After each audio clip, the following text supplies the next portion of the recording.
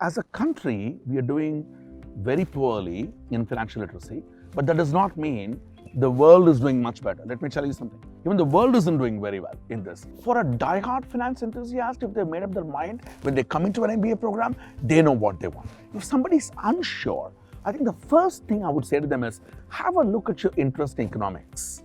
Have a look at your interest in accounting to some extent.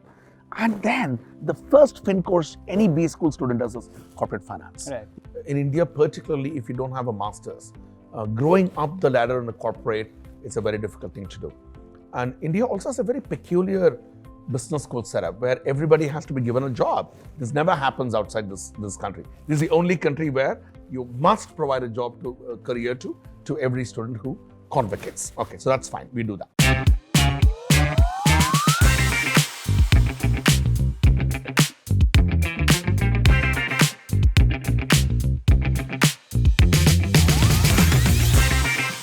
Madhu, thank you very much for inviting us over here. Every time I come in here, I get mesmerized with the kind of beauty and the tranquility it gives you. It is. What was it like for you, when you first came in here, you saw the place? Did you see this place in the form that it is right now, or it was completely different for you? No, actually, I came in 2013, and it was actually monsoon when we moved. I lived in Melbourne for 20 years, and we moved here in 2013. It was pouring. In fact, the flight, I thought, would even land. It was very heavy rain, 13th of June. And when we drove from Mangalore to Manipal, I said, are we going to like a hill station or something? What is this place? I mean, it was magical.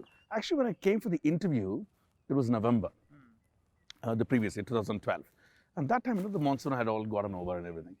And then in June, when I came in, it was just mesmerizing, and it's now been 10 years. Everybody tells me, you live in the best place, you get paid, and you're in a resort. For our audience today, if you are wondering what this conversation is about, I have with me the director of PAI Institute of Management, which you can see behind us. It's a lovely evening, and we're having this conversation with Madhu here. Madhu is going to talk a little bit about his journey, how he came in here, and what he has been doing in this 10 years. 10 years, Madhu, that you've been part of it? Almost 10 years, yeah. I'm reaching a decade, yeah. Lovely. Yeah, Madhu, let's talk about your journey a little bit. Your MBA days, you did it from Australia in a time when, things were changing in India and globally things were, drastically taking a shift. What was that time like? And if you have to say, the times that are changing now and the times that are there today, what sort of a difference is there? Okay, so when I left India, it was 96, and I finished my MBA in 98. I majored in finance and investments. Then I thought I'll work, but then sort of chose not to do that. I stayed back and finished my PhD in 2002. And then throughout my post-PhD days, I've been an academic, right? I've been in top B schools around the world. But one of the things I've really seen dramatic shift in when I did my MBA to what we teach now is this massive influence and impact of technology, right? It was there, but it was never there to the extent that we're seeing today. So one word, the world has changed. Today we talk about automation, we talk about machine learning, we talk about AI, we talk about 40% or 30% of jobs being lost, the jobs for the future. One of the interesting things that business schools are now trying to do is preparing students for jobs and roles that don't exist. You would never have heard about this 10 years ago. Right. Forget 10, even 5 years ago. So there's been seismic shift, absolutely brilliant shift. But that's really what is so exciting about being a B school prof, because you're going to continuously innovate your curriculum. You can't sit and take things for granted because the world changes like crazy. Just look at COVID 2 years ago, right? Who would have ever imagined we'll do the entire curriculum online? So massive changes. Right. Madhu, you have always been a teacher, a professor first, and you have held the ship of the department head of finance as well. While we see it in India, finance is something that is not taught from very early age. Was that the difference that you saw there, or you saw there young people also suffering like the people in India or young people in India with their personal finances?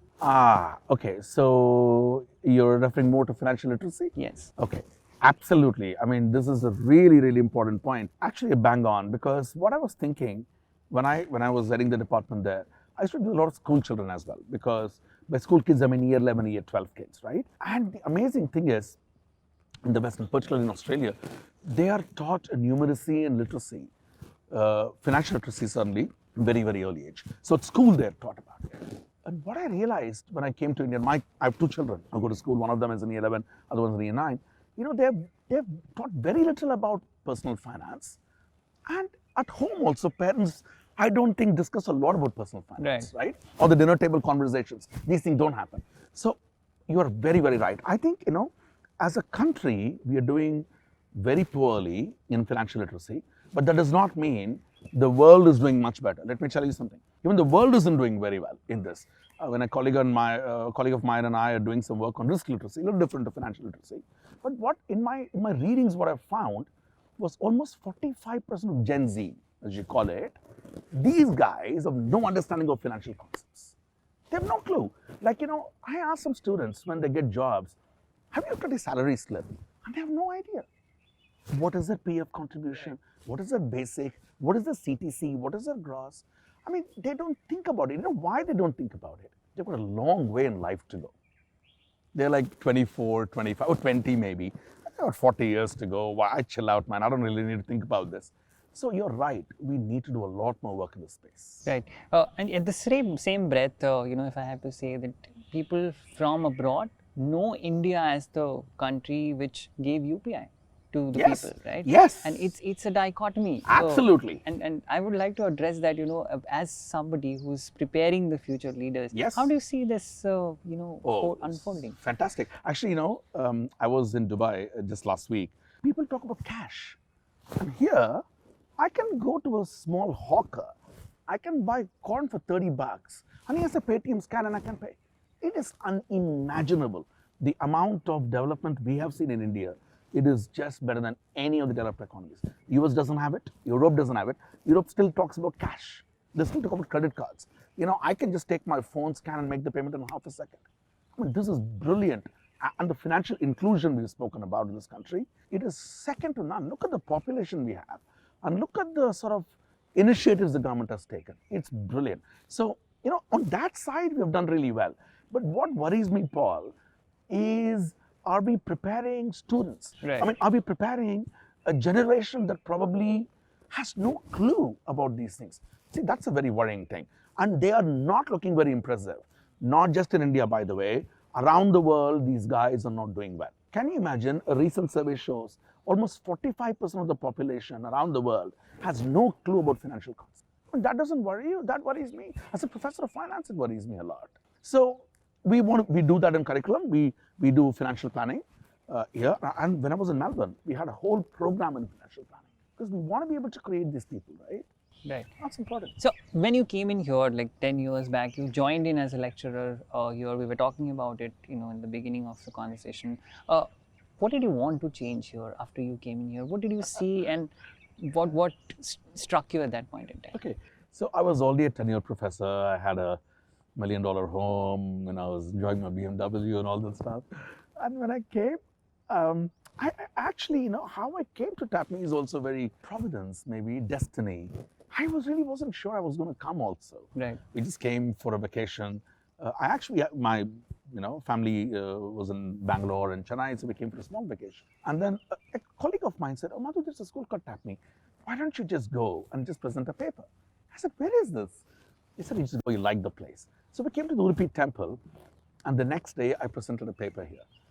And then this guy said, "We were thinking about moving to India, contemplating actually." And then we said, "Okay, we will move." But then I told the director at that point, "Listen, I have $1 million home, right? If I sell it, I move. If I don't, I don't." That's the thing. That's the deal. So I went back. This was November 2012, and I put my house in the market in Melbourne. Beautiful house. Sold it by April of 2013. June 2013, I moved. And when I came here, there was a real cultural shock for me because I was used to a very, very different workplace. Right. You know, Western workplaces are very different. It's a 5-day week. You know, Saturday, Sunday, you do your own stuff and all that stuff. And here it's a 6-day week. That was one of the things. But also I came from a very, very strong research school. A school that took great pride in being a top 50 school in the world. And Monash was a top school. He's the top school. So I had a very strong research bent. So when I came here, I struggled. Because 10 years ago, and I can tell you this, not just TAPMI, Paul, many B schools in the country weren't even thinking about research. Right. creating new knowledge, right? The frontiers of knowledge. And I struggled with it here. And I said, gosh, would I have to simply go? Because I don't think I can make these changes. And I was not a director, I was a straight professor, right? But slowly we had conversations and things changed.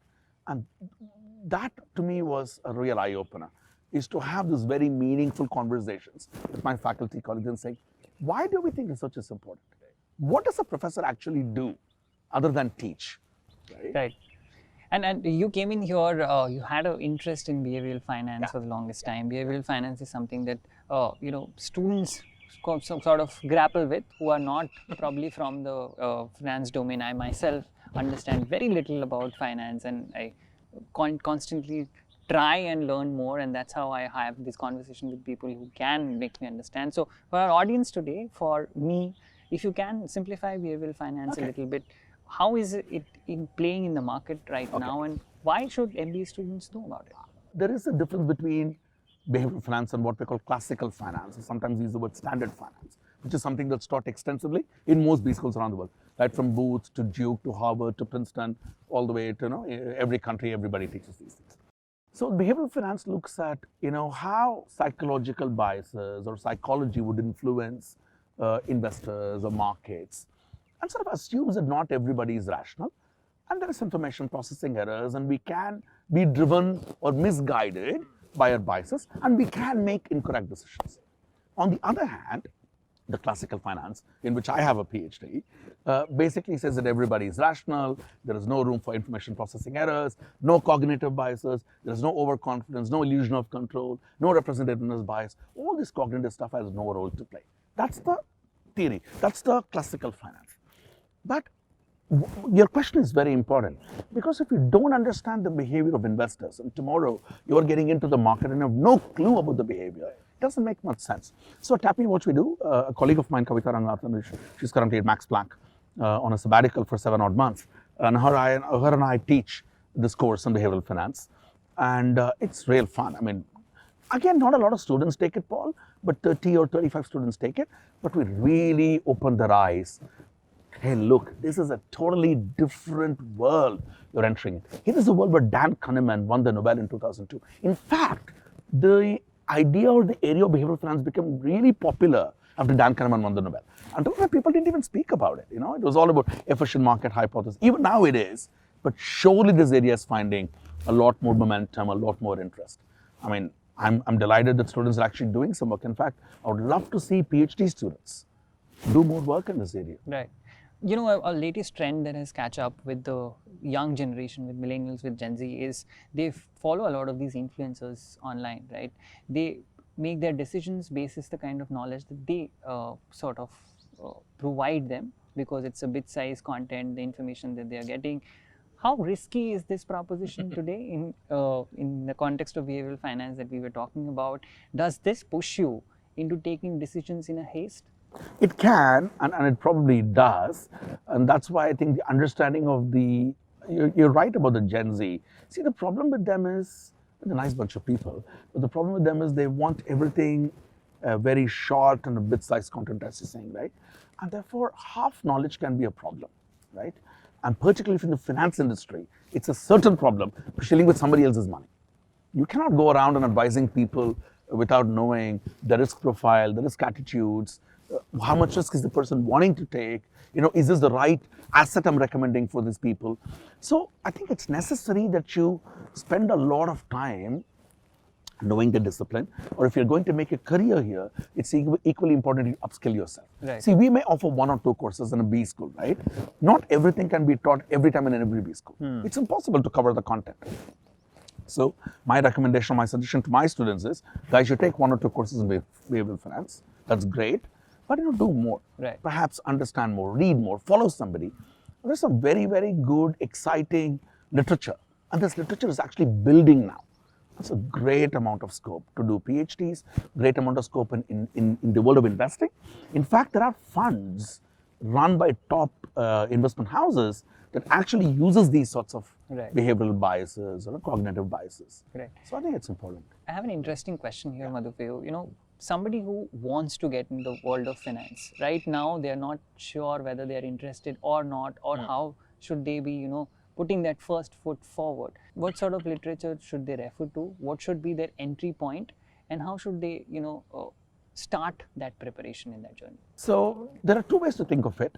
One, of course, I keep saying, and I just take my example for instance. When I've always wanted to do something in finance, and I don't know why. Perhaps because my dad is a banker, so maybe a bit of influence there.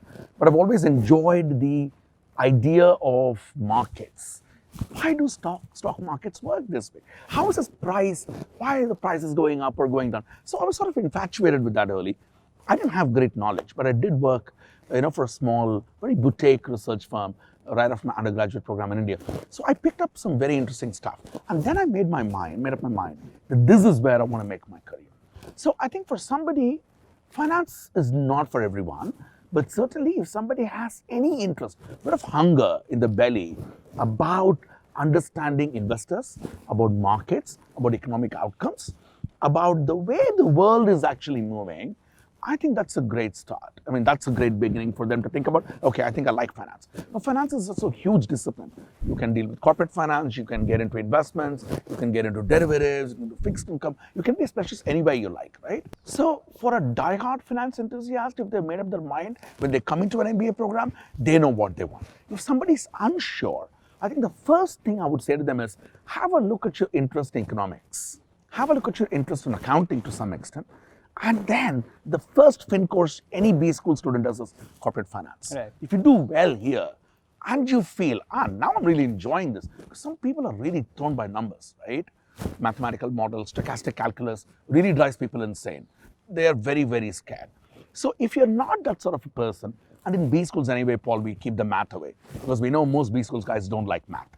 So if you do these three courses and do well, I think you should explore finance as a possible area or career for you.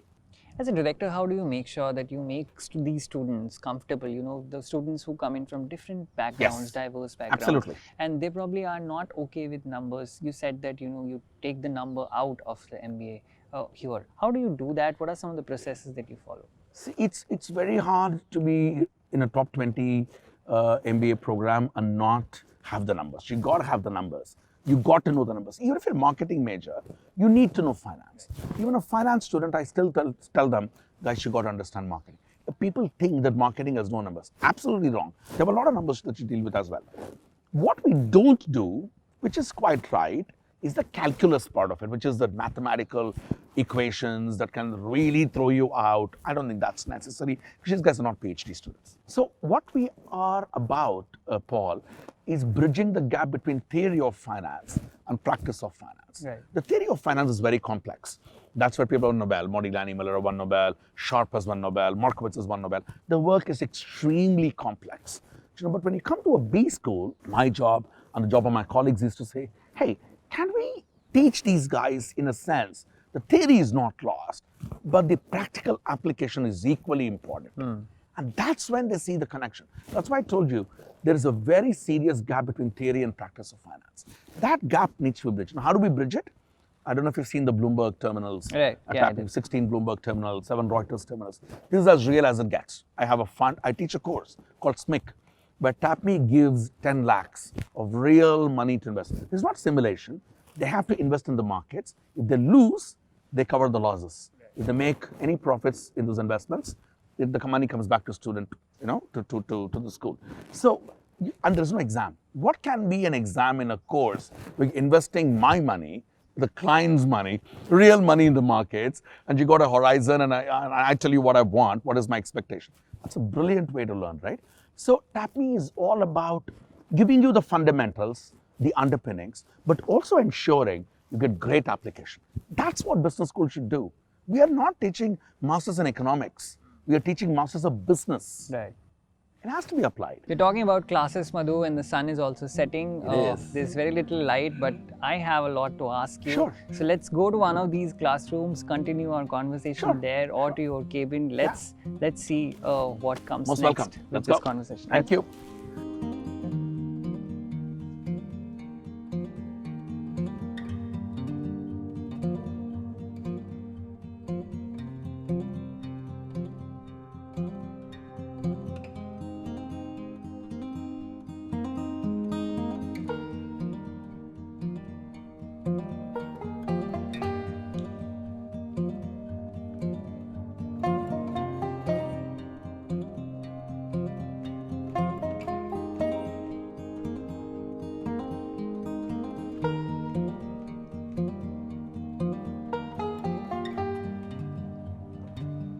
Thank you very much for the coffee, Madhu. And we are sitting right now in your cabin, as I mentioned. This place looks very cozy as well. Do you like this place? How much time do you spend here? I spend, I don't know, some 12, 14 hours a day, including on Sundays. So it's actually my second home. I mean, I live inside the campus, but this is a wonderful place. I got a lot of colleagues coming in, students coming in, and I mean, very lively discussions we have, heated at times. But I love that. I love the idea that you can dissent and you can disagree with people. So all of that happens here. Right. Madhu, you have always been an academician yourself. You have never sort of worked for a company per se, if I have to say. And, right now there is a trend in B schools where a lot of professionals come in to teach students. How do you see that trend and how important do you think that is? Okay, so this is a world around, this is a common model, Paul, if you like, of B schools. See, as I told you earlier, business schools actually do two things. One is to give students the great fundamental underpinnings, which is necessary. The second part is the application part. And where the professionals come in is the real application part. I've taught many courses, including a course that I taught in Melbourne called Funds Management, which I taught with the CIO of a company that managed $25 billion in assets. We co-taught the course. And just imagine the learnings that a student gets. They get multiple perspectives, right? They get a perspective of a prof who has a PhD, who's trained, who talks about the theoretical models, and then walks in a CIO who talks about how these models are applied and why some things work and why some things don't work. In TAPMI, we do the same. The first year classes, PGP1 as we call it, is largely taught, 99% taught by core faculty of PhDs. The second year classes, which is PGP2, a lot of electives happen. There we bring in a huge amount of industry experts because it's important in a B school that you know what's happening in the industry. Right. Otherwise, you're completely removed. You have no clue what's happening. And by the way, 100% of the people from B schools, at least in India, go to industry, right? So they need to know what's happening. That's why the second year courses are largely taught by very senior bankers, senior industry professionals. We have around 150 of them who come and teach various courses across areas. I find great value in it. And UGC has just announced that you can appoint somebody called professors of practice, right? It's a very common theme in the West. So if you have 10 years of experience or 20 years of experience or 30 years of experience, you can appoint these sorts of people without a PhD as a professor of practice. That's a brilliant thing to do. Madhu, we were talking about stock markets, we were talking about finance, and we were talking about the kind of, the companies that are being built on the, the entire ecosystem of fintech that we have created in India, right? More and more banks, traditional banks, they are trying to walk the path that the fintech companies or the startups have walked. Yes. And more of these startups are trying to be the next banks because, they also want to be the big players or have the big pie from the finance market. How do you see that trend in India blooming? How do you make sure that, you prepare managers for the kind of roles that they're going to take up in a situation like this that is going to come? Okay, so it's a really good question about, AI, ML, fintech. If you just think about the curriculum that I spoke to you earlier about what B schools have been doing, 5 odd years ago, people never even spoke about it as part of a coursework. Okay, let's think about analytics, for example. How many people spoke about it that 5 years ago? It didn't happen. So curriculums have changed. And what we have done is the banking industry in particular is automating a number of jobs. If you look at the jobs for the future by WEF, the World Economic Forum, they release it for every industry, right? And what they're saying is by 2030, 30% of the jobs are going to be automated. So people may not have those jobs. So what do you do? So as a B school, what we did was we created some very, very elegant electives around this area of fintech, blockchain, AI, ML, and that's a whole set of courses we do. And we actually work with industry. See, when you work with industry, Paul, the advantage is the industry is already working on a cutting edge problem, right? You collaborate with them. Collaboration is a very important word. When you collaborate with industry, you know what the challenges are. You have to go that one level up to make sure you design some very exciting courses to deal with those challenges.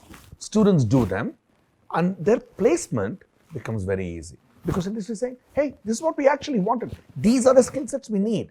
And thank God you guys are doing it. Right. So we now have a whole set of courses in analytics, whole set of courses in fintech, blockchain, MI, AL, AIML, and then we have industry guys coming and co-teach the courses with the core faculty. So then we are looking at what is important for the industry, not just for this year, but for the next 5 years. And if you're continuously innovating the curriculum like that, I think you're going to be a great winner. So the kind of world that we are looking at, Madhu, now in front of us, you said that you're preparing students for the future as well. What sort of skills do people need or students need who want to come into this sector and, make their name in the finance domain? Okay, so the industry has been very, very demanding of this, and skill sets have changed considerably. You'd be surprised if I told you one of the key skill sets in the finance industry is now communication. Nobody would believe it when I say, what are you saying? Written communication, verbal communication, technological supremacy, really great understanding of leadership, excellent understanding of the domain. The domain knowledge is a given. You've got to have it. There's no question. Complex problem solving, analytical thinking. These are very, very real things that today's employers are demanding. And it's very important whether you're a finance enthusiast or you're marketing major or you're doing operations or HR. It's equally important that you have great understanding of domain, technology, and then followed by fantastic communication. Madhu, I would like to know, you have been part of this particular institute for more than 9 years. It's almost been 10 years now. You've lived in this campus. You've seen students from up close. You've seen their journeys as well, from where they started and where they have gone to. We have met an alum today. I think you have met her personally, and Yes. you have undergone her change also in the kind of journey that she had. You must have had some of these beautiful stories Yes. unfolding in front of you. What if I have to ask you that, is this the kind of drive that you get from the changes that you see in their journeys, and how they become professionals, after they undergo this program? Is this something that drives you every day when you come to work? Okay, it's a really, really important question that's also close to my heart, because in addition to being the director, I'm also the chairperson of the Alumni Relations Committee. So today, TAPMI has approximately 6,500 very, very proud, large alumni family.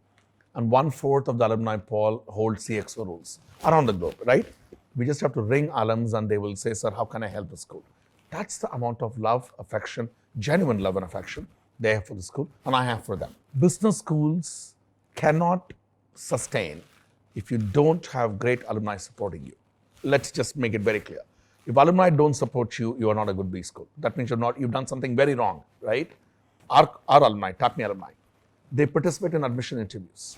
They provide internships. Many alums come to campus and pick our students. Several alums write case studies with their faculty. Several alums say, sir, you come to our company, we can have a live project given to our students. Many alums are mentoring our students.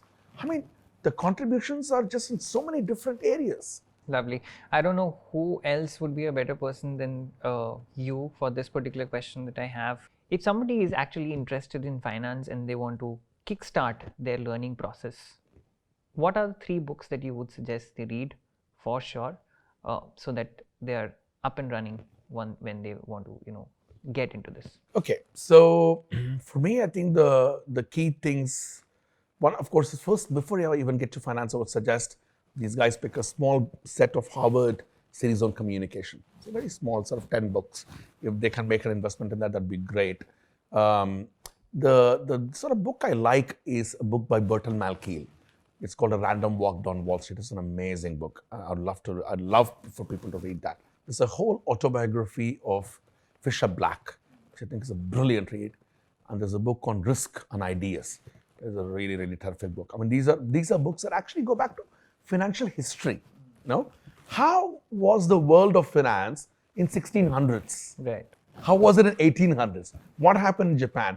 What's this tulip thing that you're talking about? Then they talk about all of this historical sort of stuff. 1929, then the world, you talk about the Depression, you talk about the First World War, Second World War, and how the world of finance changed. Depression happened, and what happened to inflation in these economies.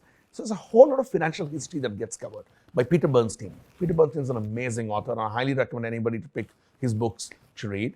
And there's a lovely book that I've enjoyed reading many times. It's called Buffettology. It's about Warren Buffett's actual investment strategies, right? If you read them over and over, you really get excited about how the book is done. It's a real nice autobiography of Warren Buffett, and it talks about some great questions at the end. The last chapter talks about key questions that you should ask before you invest in a business. So I think these are some books that I would recommend anybody to read, irrespective of whether they want to do a fin major or not. But certainly for fin guys, these are things that you should. Madhu, one final question Sure. for you. Somebody who is at the loggerheads right now, thinking whether to go for an MBA or not in the kind of times that are coming, whether an MBA will be something that they need in life or not. What would be your advice for them? Okay, I think it's a terrific question, because if somebody is contemplating doing a master's, one of the things I would say to them is, if they have not worked at all, the straight rank fresher, and obviously we take a lot of freshers as well. All schools in India take freshers. There's no problem with that. If they get an opportunity to work for a couple of years, then come to an MBA, that's the best way to do it, because you have a view of what an organization is. You come to a class, you're able to make great conversations. That does not mean freshers don't contribute. They contribute in a very different way. And that's perfectly fine. The diversity is also needed. My view is, this is a perfect time to think about your own career, because you will stagnate. In India, particularly if you don't have a master's, growing up the ladder in a corporate, it's a very difficult thing to do.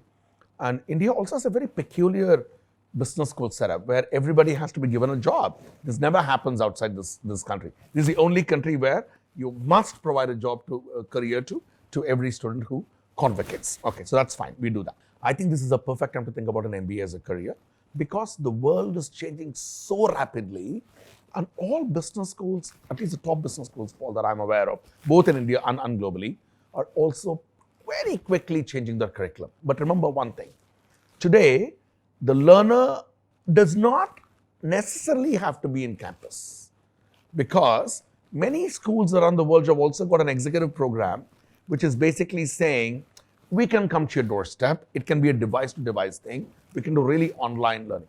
But is that how you should do a first MBA program? The answer is no. I'm a very traditional sort of purist in that matter. I think to do an MBA, you've got to go to the campus. You've got to experience the whiteboards, the green boards, the sliding boards, making friends, networking, going to schools that are accredited, ASASB, AMBER, EQUIS, all of this stuff, which is basically saying great signal of quality. And the amount of networks and friendships you forge, you will never be able to get it in online. So on this, it's a settled issue from my point, that you got to come to a campus, live in a campus for 2 years. If you've done an MBA and you want to do an advanced program, perhaps online is the way to go. But certainly this is a great time to think about your careers, because India is poised for a spectacular growth.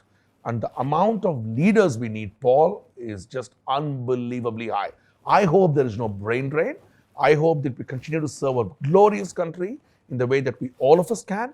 And India today is screaming out for fantastic leaders. Lovely. Thank you very much for those words, Madhu. It has been a fantastic time talking to you. I did not feel for once that I'm talking to the director of this particular institute. You have been very candid with your answers. It's a pleasure. I am like that. Lovely. And I can totally understand why your students, why your alumni actually love you, because they can reach out to you and talk to you about themselves as to what is happening in their lives. And I hope that you get more and more such students coming in, joining your institute, and learn from your. If you want to know more about this particular institute, there's a link in the description. Go check that out. Tell us in the comments below how you liked that video, and if you have any questions for Madhu, do tell us in that comment Thank section. you very much, Paul, and to all of you for doing this. And I welcome again all of you to tap into this beautiful B School. I do wish all the aspirants who are watching, whichever B School you choose, the very best to you in your career. So it's important that you have a glorious career. So thank you very much. Thank you. Thank you very much, Madhu. Thank you.